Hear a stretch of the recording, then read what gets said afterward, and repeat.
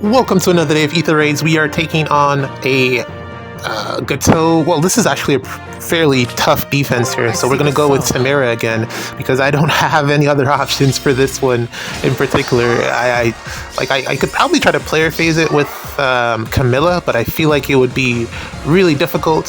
So we're going to try again with Timerra. We have the right support now, so I know that she will at least be able to win against Marth because Sedith is here, so that covers that speed cap. My only concern is what's going to happen with Tharja. This Tharja looks really fast, and also she's probably going to hit pretty hard, so I am concerned. I'm very concerned about this Tharja. Let's see how that goes. Hopefully Timerra can tank it. And then outside of that, I don't know what we're going to do about Black Knight. I think we can tank him.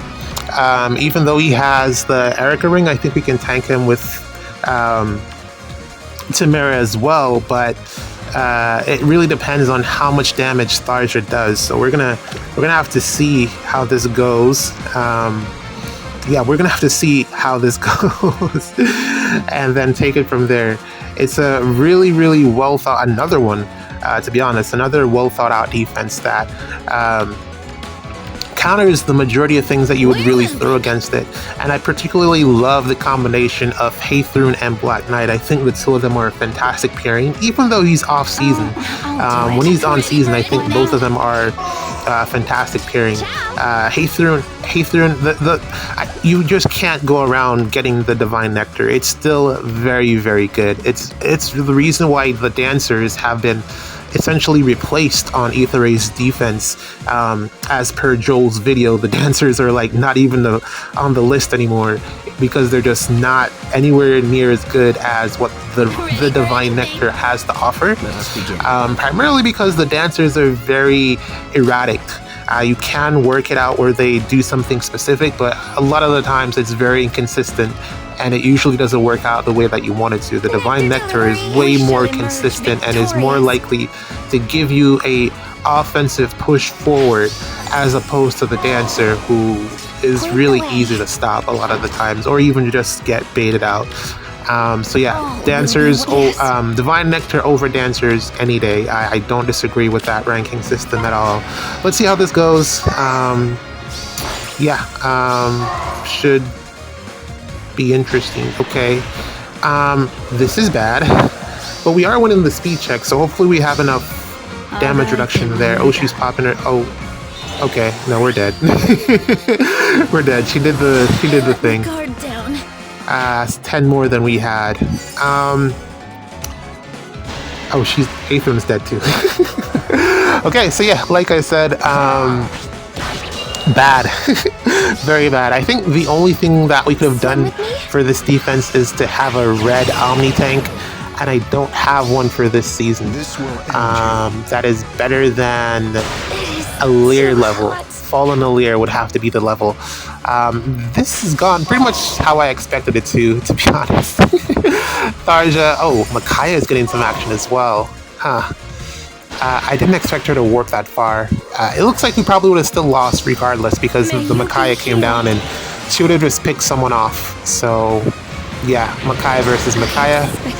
This is GG's, again, very well thought out defense here. I have no complaints. This deserves to win. Yeah, let's play another one, man. 0 for 2 against Tharja. GG's. Okay, here we go. Hopefully this will be the final match for the week. I think it should be pretty straightforward here. We're just gonna attack and then get out, pretty much.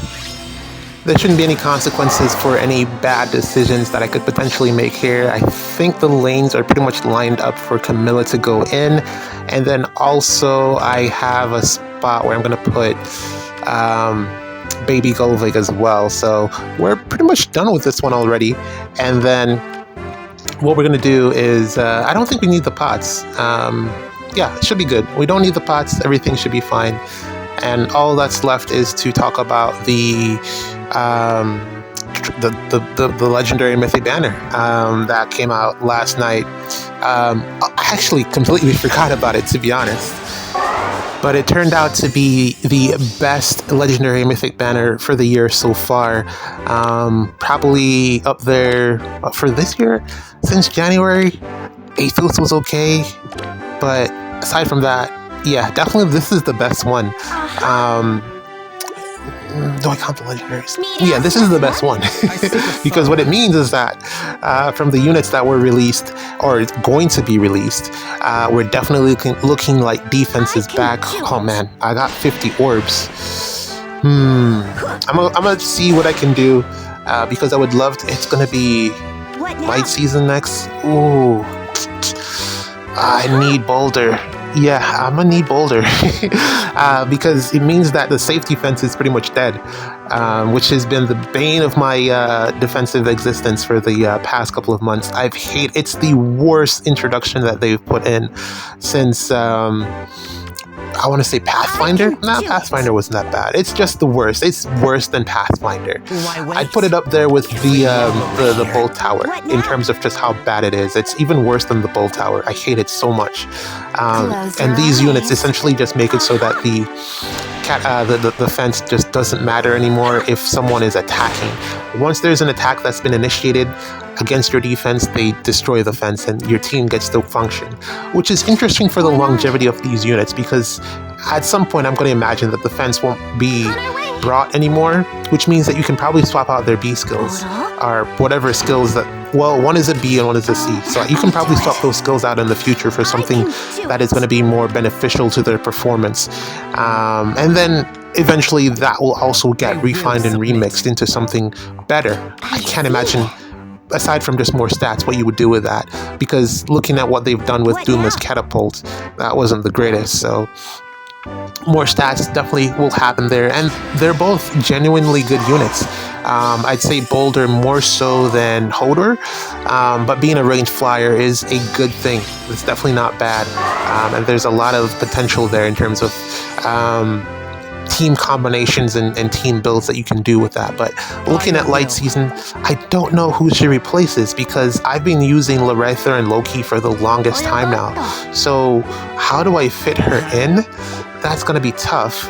Oh, she does unlock the extra slot on defense for Dark Season, doesn't she? So what that means is...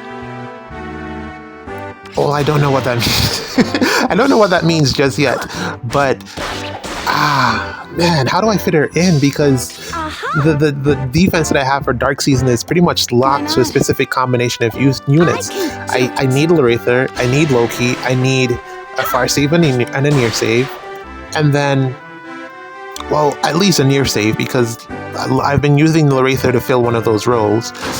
And then I need cleansing, which means, and then Erica, because she just does a ton of damage, and then I've been using Camilla there on defense because she's just so OP. So how do I fit this must-have unit in to a new defensive? I don't think I'm going to have the time to figure it out in terms of where she slots in, and then also not even that.